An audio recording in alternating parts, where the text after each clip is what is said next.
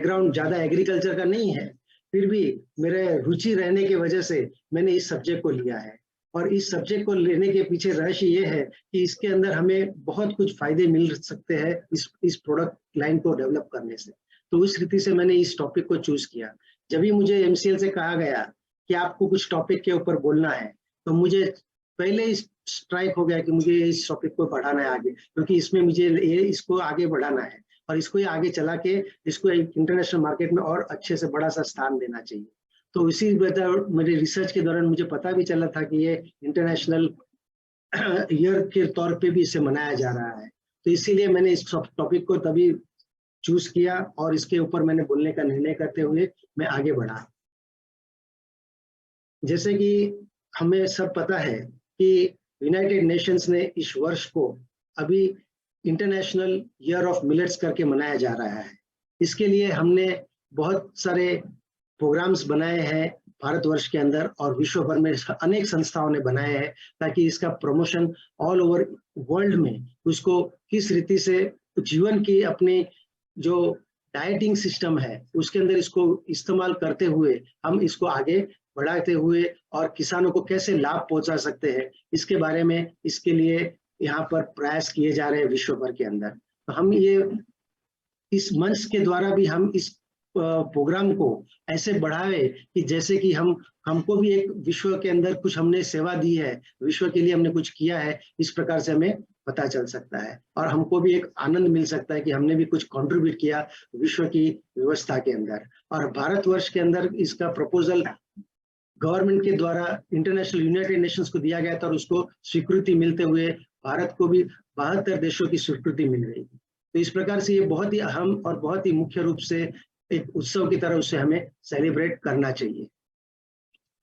आगे देखें तो इंडिया के अंदर गवर्नमेंट ने क्या-क्या हमारे लिए प्रावधान रखे हैं, तो इसके अंदर हम बात करेंगे। इसके अंदर हम आगे देखेंगे कि हमको कौन से डिपार्टमेंट हमको हेल्प कर सकते हैं। प्लस प्रोडक्ट के नॉलेज के हिसाब से भी हम इसको क्या-क्या वेराइटीज़ है, वो हम आगे चलकर अभी देखेंगे। और इसको भारत सरकार तो इसे अपना ग्लोबल मैन्युफैक्चरिंग हब बनाना चाहता है कि पूरा इंडिया के अंदर इसकी खेती बढ़े, ताकि देश में और विदेश में इसको एक अलग स्थान मिले और प्लस जो भी कुपोषण था, मेल न्यूट्रिशन का समस्या है, उसको भी हम हल कर सके और साथ ही साथ हमारे किसानों को हम कैसे आगे बढ़ा सकते हैं, किसानों की आय कैसे बढ़ा सकते हैं, एक ये प्रोडक्ट मिलेट के प्रोडक्ट को लेकर भी हम कर सकते हैं, उसके बारे में भी हम आज देखेंगे। जैसे कहा कि यूनाइटेड नेशंस इस प्रोडक्ट को क्यों बढ़ाना चाहते हैं, क्योंकि ये प्रोडक्ट एक सस्टेनेबल प्रोडक्ट है और उसका अहम भूमिका है हमारे एग्रीकल्चर सेक्टर के अंदर। और ये एक पर्टिकुलर प्रोडक्ट यूनाइटेड नेशंस के 17 जो सस्टेनेबल डेवलपमेंट गोल्स है उसको काफी हद तक उसको सपोर्ट करता है। इसीलिए यूनाइटेड नेशंस ने इसको बड़े पैमाने के ऊपर उसको आगे बढ़ाने के लिए अपने को प्रेरणा दी है और भारतवर्ष को इसके लिए निमित्त बनाया है। आगे देखेंगे तो ये क्यों इतना अहम है, इसकी हेल्दी डाइट है। हेल्दी डाइट मतलब क्या होता है कि हमारे जो रोजिंदा जीवन के अंदर हम जो खाना खाते हैं, वो खाना के अंदर इसका उपयोग ज़्यादा से ज़्यादा करने से हमारे डाइटरी में जो फाइबर होना चाहिए, वो फाइबर की मात्रा बढ़ती है, प्रोटीन की मात्रा, एंटीऑक्सीडेशन के लिए बढ़ता है, प्लस जो शुगर लेवल जो होता है, उसके लिए हाई ब्लड शुगर्स के लोगों के लिए बहुत ही फायदेमंद है ये और ये बहुत ही न्यूट्रिशन वैल्यू है इसकी और वेरी कॉस्ट इफेक्टिव से इसकी खेती की जा सकती है। प्लस ये कम पानी में ड्राई क्लाइमेट के अंदर भी इसकी अच्छी से अच्छी खेती होती है और ये हमें कम पानी में अगर खेती करना चाहे ऐसे ऐसे विभागों के अंदर हम इसको बढ़ावा कर सकते हैं। प्लस ये जो क्लाइमेट चेंज के अंदर भी बहुत मदद करता है, क्योंकि इसका जो वैल्यूज है प्रोडक्शन के अंदर, वो वैल्यूज के आधार से क्लाइमेट चेंज के अंदर भी हमें बहुत राहत मिलती है, एनवायरमेंट को सपोर्ट करता है। आगे देखते हैं कि ये छोटे-छोटे किसान भी इसे कर सकते हैं, क्योंकि इसके अंदर लागत कम लगती है। इसकी बड़ी कोई लागत नहीं है कि ताकि किसान कर न सके। हर कोई किसान, छोटा-मोटा किसान कर सकता है और अपनी आजीविका के अंदर वो इम्प्रूवमेंट ला सकता है। इस प्रकार से छोटे किसान को अगर हम बढ़ोतरी देवे, छोटे किसान को हम प्रोत्साहित करें, तो इसके बारे में हम उसको किसान की आय के लिए हम आगे बढ़ा सकते हैं। आगे देखते हैं तो ये फूड सिक्योरिटी में बहुत मदद करता है। आज विश्व भर के अंदर कई जगह पे कितने सारे देशों के अंदर अनाज की कमी है, तो इसके लिए फूड सिक्योरिटी में ये बहुत, क्योंकि इसकी अगर हम एग्रीकल्चर में देखें तो खेती के लिए पानी की बहुत जरूरत रहती है, लेकिन ये कम पानी में होता है, तो इसके लिए ये फूड सिक्योर के लिए भी हमें बहुत मदद रूप बन सकता है। अभी हम देखेंगे कि मिलेट्स क्या है। तो मिलेट्स मुख्य रूप से 8 प्रकार के मिलेट्स है वैसे, उसमें हम आगे चल के एक-एक मिलेट्स के ऊपर भी देखेंगे। बट मिलेट्स होती क्या है? मोटे अनाज, अर्थात जहाँ तक हम जानते हैं इसको, तो बाजरा के रूप में इसको हम अधिक से अधिक मात्रा में इसका उपयोग करते हैं। ये कम बारिश में होता है, प्लस उसकी जो न्यूट्रिशन वैल्यू, ग्लूटेन फ्री, जो ग्लूटेन हमारे डाइजेस्टिव सिस्टम्स के लिए हानिकारक होता है कभी-कभी, उसके लिए ग्लूटेन फ्री प्रोडक्ट हमें हमारा डाइट के अंदर होना चाहिए, वो हमें मिल सकता है, तो इसी प्रोडक्ट के द्वारा हमें मिल सकता है। तो ये बहुत ही इस रीति से हमें फायदेमंद है, हमारे लिए बहुत ही, हमारे भोजन में इसका अधिक से अधिक मात्रा में अगर हम उपयोग करते हैं तो इसके लिए हमें शक्ति तो मिलती है, एनर्जेटिक फूड है हमारे लिए, लेकिन अगर हम इसको चाहें तो इसका उपयोग दिन में हर एक भोजन के दरमियान हम कर सकते हैं इसको। प्लस ये सूखे के अंदर भी हमें बहुत मदद करता है कि सूखे के अंदर भी हम इसकी खेती कर सकते हैं। मुख्य रूप से इस 8 प्रकार के मिलेट्स को जाना जाता है विश्व भर के अंदर। तो हम एक-एक को हम आगे चल के देखते हैं कि किस प्रकार से एक-एक मिलेट हमें क्या-क्या फायदेमंद रह सकता है। पहले देखिए तो पर्ल मिलेट मतलब कि बाजरा, इसकी अधिक से अधिक खेती होती है भारतवर्ष के अंदर। इसको हम बाजरा के तौर पे ही मुख्य रूप से जानते हैं, और ये विश्व भर के अंदर, खास करके अफ्रीका और एशिया के देशों के अंदर इसके फूड सिक्योरिटी के तौर पे इसका अधिक से अधिक खेती करने के लिए यूज करते हैं, ताकि इसके उपयोग हर आम जनता के लिए सहज रीति से मिल सके और सहज सबको प्राप्त हो सके, कम खर्च में, और हर कोई अफोर्ड कर सके, इसीलिए इसका खेती अधिक से अधिक मात्रा में होती है। नेक्स्ट है हमारा सोरगम, ये ज्वार, ये भी एक बहुत साधारण और बहुत ही प्रचलित मिलेट है, जो हम हमारे रोजिंदा जीवन में यूज करते ही है अभी, और इसको सभी मिलेट का जो वैरायटी है उसके अंदर इसको किंग माना जाता है, और ये स्टेपल क्रॉप है बेसिकली, जो मिलियन लोगों के लिए हम उपयोग में यूज होता है इसका। आगे देखें तो फिंगर मिलेट्स है, ये फिंगर मिलेट्स जो कि रागी है, ये रागी पिछले कुछ वर्षों से ज्यादा प्रचलित हुई है भारतवर्ष के अंदर, पर इसका ईस्टर्न अफ्रीका के देशों में इसका प्रचलन बहुत है, इसका उपयोग भी बहुत है वहां पर। इस प्रकार से अगर हम रागी का भी अगर हम यूज करना चालू करें तो हमको इसके से भी न्यूट्रिशन वैल्यूज मिल सकती है, हमारी सेहत में बहुत हमें लाभकारी हो सकता है ये। आगे देखें तो ये लिटिल मिलेट अर्थात कुटकी, ये जो मिलेट है ये बहुत कम प्रचलित है, कम, इसीलिए इस करना चाहे तो इसका एक अच्छा सा मार्केट हम तैयार कर सकते हैं, लोगों को अवेयरनेस लाते हुए ये प्रोडक्ट के ऊपर भी हम काम कर सकते हैं, और बहुत जरूरी है इस प्रोडक्ट को डेवलप करने के लिए।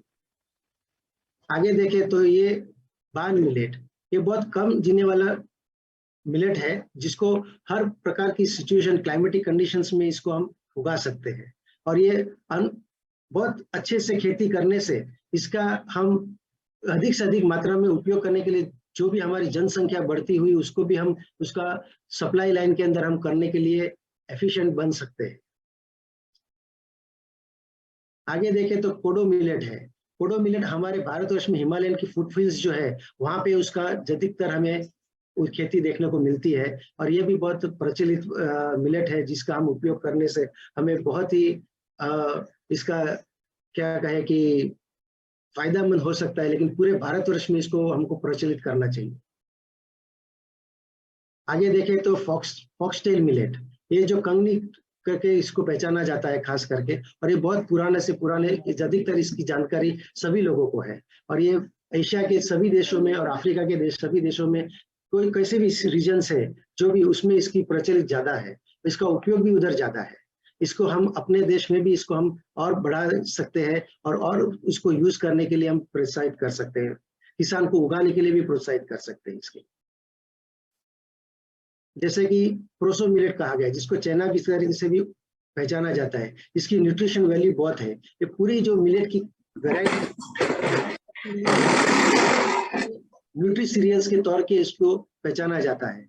प्लस इसका यूज ह्यूमन फूड में भी होता है, साथ साथ पशु आहार के लिए भी उसका उपयोग होता है। और अभी हमारे जो सेक्टर है ईंधन के सेक्टर, इसमें भी इसका यूज हो सकता है। इसकी भी खेती हम अगर बढ़ाते हैं तो हम इसका प्रोडक्शन आगे चलकर हम देखेंगे कि इसकी खेती कितनी कहाँ कहाँ किस प्रकार से होती है, तो उसके आधार से भी हम चल सकते हैं। आगे देखें तो ये इसकी हम कुछ कैरेक्टरिस्टिक्स देखे थे। तो हर एक प्रकार के जो सोरगम है वो उसकी कम हायर टेम्परेचर हो या कम टेम्परेचर में भी उसका खेती हम कर सकते हैं। पर्ल मिलेट में भी ये फॉलिक एसिड के लिए एक बहुत ही अच्छा स्रोत सोर्स माना गया है। फिंगर मिलेट के लिए कैल्शियम का अच्छा सोर्स माना गया है। प्रोसो मिलेट के लिए भी हम देखें तो ये शॉर्ट ड्यूरेशन के अंदर हीट टेम्परेचर समझो ज्यादा हो या कहीं सूखा पड़ गया है तो उसमें भी ये हम खेती इसकी कर सकते हैं। इसको अलग अलग नाम से भी हम पहचाना जाता है, वो भी मैंने बताया यहाँ पर कि अलग अलग राज्य के अंदर अलग अलग देश के अंदर इसको किस प्रकार से इसको पहचाना जाता है वो इसमें बताया गया था। फॉक्सटेल का अगर कहे तो इसका भी सेम केस, सॉइल का फर्टिलिटी अगर कम हो तो भी इसके अंदर हम ये शॉर्ट ड्यूरेशन में इसको हम उगा सकते हैं। कोडो मिलेट देखे तो ये फॉलिक एसिड में अगेन अपने को हेल्पफुल है। बान मिलेट देखे तो उसमें भी हम देखे तो ये ज्यादातर पशु आहार के लिए इसका यूज ज्यादा होता है। आगे लिटिल मिलेट जो है उसका भी हम देखें तो वाटर लॉगिंग जहाँ होता है या ड्राउट सूखा होता है तो उसमें भी इसकी खेती हम अच्छे से कर सकते हैं। तो हर प्रकार की इस प्रकार के मुख्य रूप के जो मिलेट्स है उसकी अगर हम खेती करना चाहें तो इसको हम अच्छे से हम करके हम आगे इसको बहुत विश्व भर के अंदर इसको हम और अच्छे से प्रस्थापित कर सकते हैं। अगर आगे हम देखेंगे कि इसकी न्यूट्रिशन वैल्यूज क्या क्या है तो यह हमें क्यों हमारे जीवन के अंदर इसका उपयोग बढ़ाना चाहिए, ताकि हमारा जीवन जो हमारी व्यवस्था है, हमारा आहार जो है वो एक संतुलन बैलेंस डाइट के तौर के ऊपर इसको हम यूज कैसे कर सकते हो इसके हमें पता चलता है। ये प्रोटीन का अच्छा सोर्स है, गुड सोर्स ऑफ प्रोटीन। बाद में आगे देखें तो ग्लूटेन फ्री है जो हमें बहुत ही डाइजेस्ट सिस्टम में मददगार बनते हैं। वेट लॉस सिस्टम में भी इसका उपयोग होता है। आगे एनीमिया के लिए भी उसको प्रिवेंट करना हो तो उसमें भी हमें बहुत ही मददकारक है। हमारी बोन की जो हालत है, बोन्स आज कई जगह पर अर्थराइटिस की समस्याएं बढ़ती जा रही है, तो बोन्स के अंदर सशक्त बनाने के लिए भी इसको हम मदद रूप है। हमारा जैसे डाइजेस्ट सिस्टम के लिए मैंने कहा तो डाइजेस्ट सिस्टम में भी इसका बहुत सारा अच्छा मदद मिलता है। और माइक्रो न्यूट्रिएंट्स के बारे में कहे तो ये जो प्रोडक्ट्स है ये माइक्रो न्यूट्रिएंट्स में बहुत ही अहम भूमिका निभाते हैं। जो डायबिटिक पेशेंट्स हैं उनके लिए तो ये बहुत ही अच्छा खाना है। इसका हम आगे देखेंगे किस रीति से वैरायटी रूप से इसका यूज किया गया है, ताकि क्या हो रहा है कि जो डायबिटिक पेशेंट है उनके खाने के लिए वो बड़ी समस्या होती है, तो उनको चावल नहीं खा सकते, वो कोई शुगर ज्यादा नहीं ले सकते, ऐसे प्रोडक्ट्स में भी ये मदद करता है। और ये हार्ट डिजीज में तो बहुत ही अच्छी तरह से हमें मदद रूप है, ये हमने देखा है और ये प्रूवन प्रैक्टिस है। कई जगह पे डॉक्टर्स इसको रेकमेंड भी करते हैं कि ताकि हार्ट पेशेंट्स हो, डायबिटिक पेशेंट्स के लिए बहुत ही गुणकारी प्रोडक्ट है ये। इसका उपयोग किस रीति से कहाँ कहाँ विश्व भर में होता है ये हम देख रहे हैं। अमेरिका के कहो, अफ्रीकन देशों में कहो, यूरोपियन देशों में कहो, सब जगह पे मिलेट का उपयोग अच्छे से अच्छे रूप में लोग वहाँ के करते हैं। और मुख्य रूप से इनके बेकिंग के प्रोडक्ट्स होते हैं, उसी में इनका ये उपयोग ज्यादातर करते हैं। क्योंकि हमारे यहाँ रोटी बनाने की पद्धति है, लेकिन विदेशों में अगर हम देखते हैं तो हम जहाँ मैंने ट्रैवल किया मैंने कई जगह पे देखा है कि वो लोग क्या बनाते हैं हमको पता नहीं, लेकिन जब पूछने में आता है तो उनको अलग अलग नाम से बोलते रहती है, मिलेट ही है, लेकिन वो उनको अलग नाम से पुकारते इसलिए हमें पता नहीं चलता है। लेकिन बाद में अगर देखा, रिसर्च किया तो ये लोग का ज्यादा से ज्यादा उपयोग मिलेट का वो लोग करते हैं वहाँ पर। इसलिए इनका खाने की पद्धति के अंदर देखे तो मुख्य रूप से उनका ये बेकिंग प्रोडक्ट होते हैं, और बेकिंग प्रोडक्ट में उन्होंने किस रीति से इस मिलेट के प्रोडक्ट को अच्छे से अच्छे रीति से चेंज करते हुए अपनी जीवन शैली के अंदर उन्होंने उसका यूज करने का एक अच्छा सा सिस्टम बनाया है। जैसे कि एशियन कंट्रीज के अंदर इसका अधिक मात्रा में यूज होता है, थाईलैंड को, वियतनाम को, नेबरिंग कंट्रीज अपने नेपाल, भूटान, वहां पर भी इसकी उपयोग का है तो ज्यादा से ज्यादा ये लोग बेकिंग प्रोडक्ट्स में के तौर पे यूज करते हैं इसको। जैसे पाइज है, ब्रेड्स है उसमें इसका ज्यादा से ज्यादा उपयोग करते हैं, कुकीज बनाते हैं। ओशियनिक कंट्रीज का है तो वहाँ पे ऑस्ट्रेलिया न्यूजीलैंड की तरफ भी अगर देखें तो इसकी बड़ी मात्रा में खेती भी होती है और वहाँ पे वो लोग उनको उपयोग में भी लेते हैं। हमारे भारत के अंदर भी इसकी उपयोगिता है, बहुत अच्छी तरह से इसकी उपयोगिता है। अगर देखें सोरगम जैसी मिलेट है उसका हम देखें तो उसको पोटैटो इडली की तरह यूज होता है। अगर स्वीट डिश में चाहे तो इसके हम जलेबी बनाते हैं, इसको राइस के तौर में भी हम यूज कर सकते हैं, पुलाव बनाते हैं और अलग अलग व्यंजन के हिसाब से अगर स्नैक चाहिए तो स्नैक के लिए तो यार अपने कर ले भाई घर में ही। तो इस प्रकार से हमें अलग अलग व्यंजन के आधार से भी हम इसको इस्तेमाल करते हैं। तो हमारे जीवन के अंदर इसके अंदर मात्रा बढ़ाने के लिए अनेक रास्ते से हम इसको अपनाते हैं। अगर हम बढ़ाते हैं तो हमारा डाइटरी सिस्टम जो है वो उसको हम बैलेंस करते हुए चला सकते हैं। अगर इसको प्रोडक्ट में देखें तो रॉ फॉर्म में इसको रेडीमेड मार्केट में भी इसके प्रोडक्ट्स ऐसे अवेलेबल है जिसको हम बढ़ा के इससे अलग अलग इनोवेटिव वे से हम इसको बढ़ाते बनाए तो और वैरायटीज हम डेवलप कर सकते हैं। इसकी कुकीज बनाते हुए already ready to eat market के अंदर इसकी अवेलेबिलिटी है और विश्व भर में इसको इस रीति से यूज भी करते हैं। कई जगह पे नूडल्स के तौर में जो एशिया की कंट्रीज है उसको नूडल्स के रूप में भी यूज करते हैं। तो ये बहुत प्रचलित है कि कैसे हम इसका उपयोग करते हुए ये अपने जीवन के अंदर इसको इन्वॉल्व करना चाहिए। लेकिन अधिकतर मात्रा में देखा गया है कि 1965 से जब ग्रीन रिवॉल्यूशन आगे की स्लाइड में मैंने बताया है कि इसका उपयोग कम होते गया है और इसकी जगह गेहूं और चावल की हमारा उपयोग ज्यादा हो रहा है। तो उसकी वजह से हमें जो न्यूट्रिशन वैल्यूज बैलेंस डाइट होना चाहिए वो बैलेंस डाइट नहीं रही है और इसका रेडी टू ईट मार्केट बहुत बड़े अच्छे से आज कैप्चर होने के लिए हमारे पास इसका आगे चलकर अपॉर्चुनिटी क्रिएट कर सकते हैं। हम कई जगह पे हम इसका ऐसे कियोस्क बना के मतलब वेंडिंग मशीन के तौर पे उसको हम रख देवे तो किसी भी स्थान के ऊपर हम उसको यूज कर सकते हैं और इसका जितना हम मार्केटिंग करेंगे तो उसका प्रचलित बढ़ेगा, उसका सेल्स बढ़ सकता है और हमें इसके बारे में और से और प्रोडक्शन के जो करेंगे तो उसका मार्केट भी इतना हमें मिलेगा जो आगे की स्लाइड में मैंने बताया है। अगर ये विश्व भर का अगर सिनारियो देखें तो अफ्रीका देशों के अंदर भी इसका प्रोडक्शन देखें तो 423 लाख टन का प्रोडक्शन है। ओवरऑल देखिए अमेरिका का हो एशिया का हो सब जगह पे इसका प्रोडक्शन होता है। तो इस प्रकार भारत के अंदर देखें तो 173 लाख टन का प्रोडक्शन है।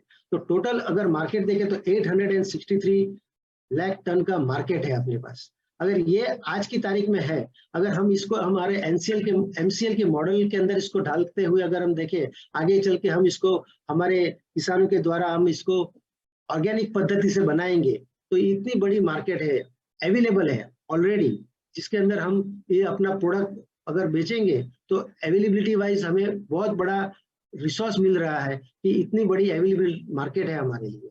अगर भारत में देखें तो 80% हमारा देखें तो ये प्रोडक्शन इसमें ग्लोबल 20% शेयर है और 80% हमारा इंडिया का है। इसके आगे देखते हैं भारत में अलग अलग स्थान के ऊपर ये मिलेट्स कहाँ मिलते हैं।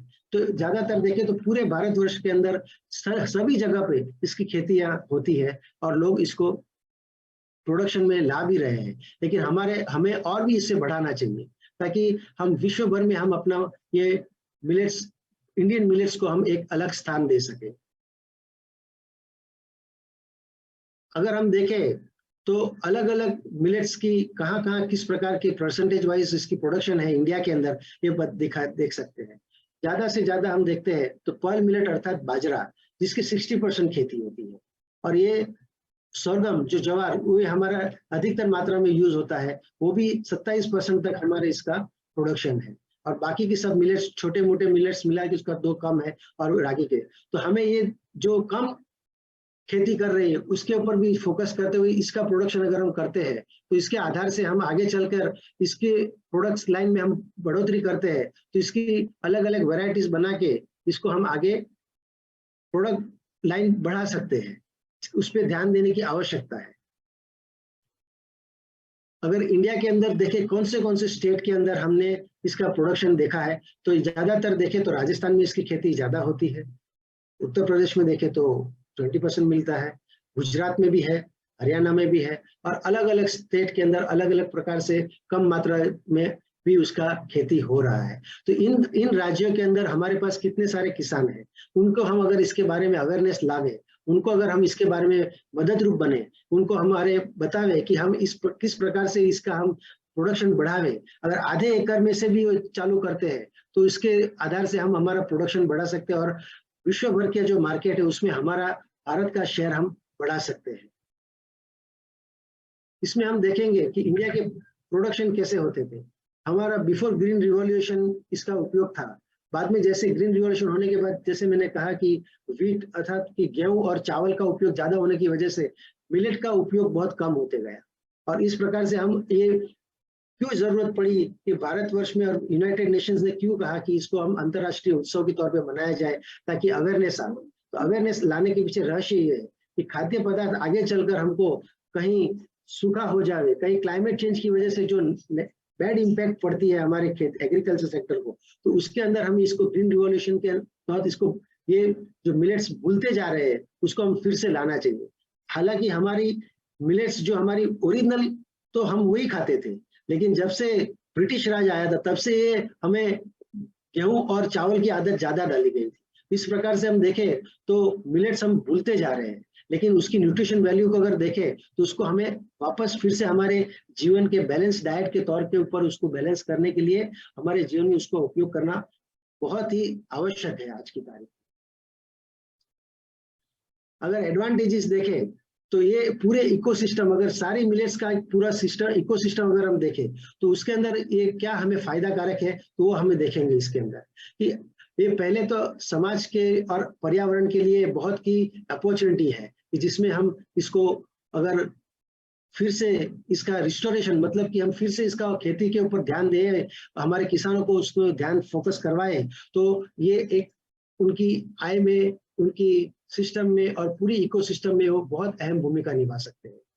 अगर हमारी आबादी जो बढ़ती जा रही है देश की, उसकी एवर इंक्रीजिंग डिमांड जो है हमारी है खाने की प्रोडक्ट के लिए, वो प्रोडक्ट के लिए भी हम अगर देखें तो उसमें ये मिलेट का इन्वॉल्वमेंट करने से हमको बहुत ही इसका लाभकारक हम सिचुएशन उत्पन्न कर सकते हैं। पूरी इकोसिस्टम में अगर देखें तो हमारे जो छोटे छोटे किसान हैं ये फूड सिक्योरिटी के लिए भी वो देश के अंदर कुछ अपना योगदान देकर अपना जीवन के अंदर ये आय बढ़ाने में भी कहो या पूरे समाज के लिए भी एक वरदान साबित कर सकते हैं हमारे किसान। दूसरा देखें तो ग्लूटेन फ्री प्रोडक्ट है, ये डायबिटिक कंट्रोल में काम आता है, डाइटरी फाइबर में भी ये काम आता है। तो पूरे इकोसिस्टम, पूरी जनसंख्या के लिए बहुत लाभकारक हो सकता है। इसीलिए ये एडवांटेज हमें इसका, ये अपॉर्चुनिटी को हमको ग्रास्प करना चाहिए। जैसे कहा कि ये कम मात्रा के पानी में भी इसका हम खेती कर सके। अगर हम कंपैरिजन देखें तो गेहूं को उगाने के लिए 650 mm का रेनफॉल की हमें आवश्यकता होती है, जबकि मिलेट के लिए उसकी आधी से सोरगम देखो तो भी उसमें ऐसा है, मेज देखो तो उसमें भी अपने को ज्यादा चाहिए, राइस देखे तो उसमें भी ज्यादा चाहिए। तो कम मात्रा के पानी में भी हम इसकी खेती करते हैं, ये बहुत बड़ा एडवांटेज है हमारे पूरी एग्रीकल्चर सेक्टर के।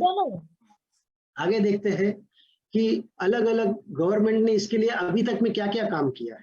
तो अगर देखें तो ओडिशा गवर्नमेंट सबसे आगे है। ओडिशा के अंदर ये मिलेट मिशन के तौर पे उसको चलाया जा रहा है और खाने की जो व्यवस्था है, पब्लिक डिस्ट्रीब्यूशन सिस्टम जिसको हम कहते हैं गवर्नमेंट की, उसके अंदर एवरीडे स्कूलों के अंदर भी बच्चों को आफ्टरनून मील जिसको देते हैं उसमें भी इसको इन्वॉल्व किया गया। 7 डिस्ट्रिक्ट के अंदर इसका उपयोग किया है।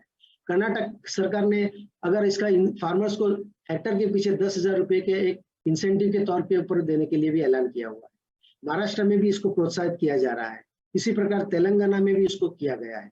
अगर आगे चल के देखें तो पूरे राज्य के अंदर, पूरे देश के अंदर भी हम अगर देखें तो इसके अंदर और से और हम इसको कैसे बढ़ावे, तो इसके लिए हम आगे की स्लाइड में देखेंगे कि कौन से डिपार्टमेंट गवर्नमेंट के जो है वो हमको इसमें हेल्पफुल है। और खास तौर पे हमारे ये जो पूरे सिस्टम को अगर हम भारतवर्ष में लागू करना चाहे तो हमारे एमवीपी का इसमें अहम रोल हम यूज कर सकते हैं। हमारे तहसील के हमारे एमवीपी को हम एजुकेट करते हुए उनको हम प्रोत्साहित करते हैं कि अगर आप देखो कि इसके आपके विलेज के अंदर जो किसान हैं उनके लिए ये आप कैसे प्रकार से खेती करवाएंगे तो आप पूरे भारतवर्ष के लिए इसका आप एक मिसाल बनने के लिए आप काम आ सकते हो। तो इस प्रकार हमारे एमवीपी जो है, अगर उनको किसान को अगर प्रोडक्शन कैसे करना है उसके लिए माहिती दी जाए तो डिपार्टमेंट ऑफ एग्रीकल्चर उसमें सक्रिय रूप से हमें मदद रूप है।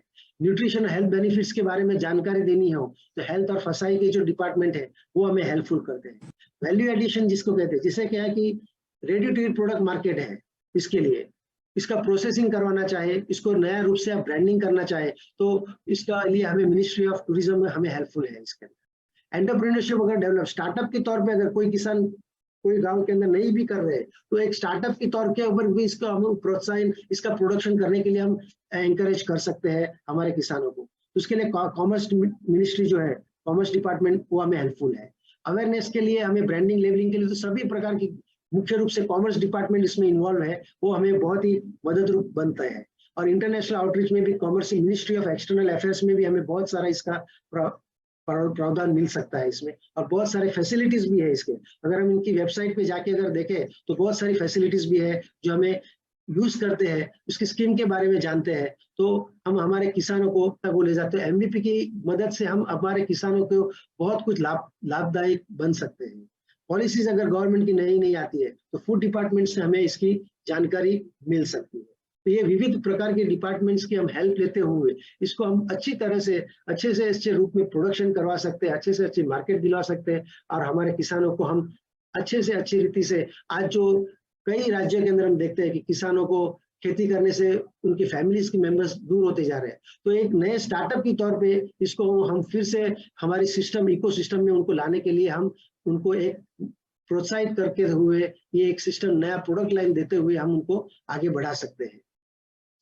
आगे देखें तो इसके लिए गवर्नमेंट ने एक अच्छे से इसका प्रमोशन करने के लिए भी हमें एक अच्छा सा टूल दिया हुआ है, जिसमें सरकार चाहती है कि हम एक शपथ विधि लेवे ताकि हर एक को एक इसकी जानकारी मिले। तो मैंने इसमें साइट पे एक लिंक दी हुई है, ये लिंक गवर्नमेंट की लिंक है, गवर्नमेंट की साइट है, गवर्नमेंट ने स्पेशल एक वेबसाइट बनाई हुई है इसके लिए। तो उस पर जाके हम एक शपथ विधि लेने के लिए सरकार हमें भारतवर्ष के अंदर सभी नागरिकों को आह्वान कर रही है कि आप आके इसका प्लेज लो, शपथ विधि करो एक, कि हम हमारे जीवन में इसका उपयोग कैसे करेंगे। तो ये अगर हम साइट पे जाते हैं तो ऐसा इस प्रकार से एक ऑनलाइन फॉर्म आता है, एक बेसिक इंफॉर्मेशन सिर्फ हमें इसमें शेयर करनी है कि हमारा नाम देना है, मोबाइल नंबर देना है और ईमेल देना है, पिन कोड से ये फॉर्म छोटे से 4-5 विगत हमारी भरते हुए हम इसको ऑनलाइन जब सबमिट करते हैं तो इस प्रकार से एक हमें शपथ विधि का 4 पॉइंट का मैटर आता है हमारे सामने कि हम क्यों क्या शपथ ले रहे हैं। ये बताया गया है कि हम हमारे जीवन में कम से कम एक बारी का मिलेट का उपयोग करेंगे, एक हमारा भोजन या लंच में या डिनर में हम इसका उपयोग करेंगे। इस प्रकार से अलग अलग आत्मनिर्भर हम बन सकते हैं, उसके लिए हम शपथ विधि कर रहे हैं। क्लाइमेट के लिए हम हेल्पफुल बनेंगे, क्लाइमेट चेंज के लिए हम मदद रूप बनेंगे, इसके लिए हम शपथ ले रहे हैं। और आगे देखते हैं कि वे जो जीरो हंगर, जो फूड सिक्योरिटी चाहिए, उसके लिए भी हम कार्यरत रहेंगे। इस प्रकार से हम शपथ लेते हैं तो हमें ये जब सबमिट करते हैं तो ऐसा सर्टिफिकेट भी मिलता है। तो हमारे किसानों को एक उत्साह भरा मिलेगा कि भाई चलो हमने कुछ किया है तो हमने भी देश के लिए, वो तो अन्नदाता तो है ही है, हमारे एमसीएल के मॉडल से वो ऊर्जादाता भी बनेंगे। लेकिन इस प्रकार से एक नया प्रोडक्ट लाइन मिलेगा उनको, तो ये प्रोडक्ट लाइन के आधार से भी वो अपनी आय में भी बढ़ोतरी कर सकता है, एक नया कुछ उसने जीवन में किया है, और एक सर्टिफिकेशन मिलते हो तो उनको एक उमंग उत्साह भी बढ़ाते हैं सरकार। इस प्रकार से सरकार की भी हमें बहुत कुछ इसमें मदद मिल रही है। सरकार भी चाहती है कि हमारा भारतवर्ष में एग्रीकल्चर सेक्टर सबसे आगे रहे और सबको इसका लाभ मिले, इसके लिए सरकार भी इसका फोकस ऊपर रहता है। तो इस प्रकार से हम सर्टिफिकेट देते हुए तो हम किसानों को उमंग उत्साह बढ़ा सकते हैं, उनको एक नया एक्टिविटी के तौर के ऊपर उनको ये हम आगे प्रोत्साहित कर सकते हैं। इस प्रकार से हम मिलेट के ऊपर देखा कि इस प्रकार हम अलग अलग रीति से मिलेट को हम कैसे प्रमोट कर सकते हैं अपनी तहसील के अंदर, ये हमने इसके अंदर ज्यादा से ज्यादा करना चाहिए, और हमारे एमईपी के मदद से हम अपने किसानों को हेल्पफुल बनना की कोशिश जरूर करनी चाहिए। मैंने बहुत शॉर्ट टाइम में ये बहुत कुछ तैयार करते हुए कोशिश की है कि अधिक से अधिक माहिती दी, मुख्य रूप से क्या प्रोडक्ट है, क्या है। हालांकि हमारा सेक्टर तो एग्रीकल्चर ही है, लेकिन फिर भी इसमें एक छोटा सा प्रयास किया गया कि जिसमें जो ये भूलने वाली चीज हो गई है कि लोग इसको कम पहचानते हैं, तो इसको एक और बढ़ोतरी मिले, इसके लिए मैंने प्रयास करते हुए मैं समझता हूँ सभी को ये उपयोगी इंफॉर्मेशन रही होगी, और हम सब मिलके इस वर्ष को इंटरनेशनल ईयर ऑफ मिलेट के तौर पे सरकार के साथ मनाते हुए विश्व भर में हम आगे देखें कि कैसे हम अपने आप को, और ये MCL का जो अपना बिजनेस मॉडल है ये बहुत अच्छा प्लेटफॉर्म है जिसके द्वारा हम देश और विदेश की अच्छे से अच्छी रीति से इस प्रोडक्ट के द्वारा भी हम सेवा करें। हमें CBG और MCOL के प्रोजेक्ट करने ही है, लेकिन साथ साथ अगर ये करें, इसके साथ भी एक हमें प्रोडक्ट लाइन नहीं मिल रही है तो इस पे भी हम अगर फोकस करते हैं तो इसको भी हम आगे बढ़ा सकते हैं। तो इसी आधार से मैंने ये प्रेजेंटेशन प्रिपेयर किया। उम्मीद करता हूँ सभी को उपयोगी लगा होगा और मैं सभी का धन्यवाद करते हुए मैं ओवर टू होस्ट मेरा सेशन समाप्त करता हूँ। Thank you very much Sunil Parmar ji. And दोस्तों, अभी आप लोगों ने देखा होगा, एक कहावत है कि नया 9 दिन पुराना 100 दिन।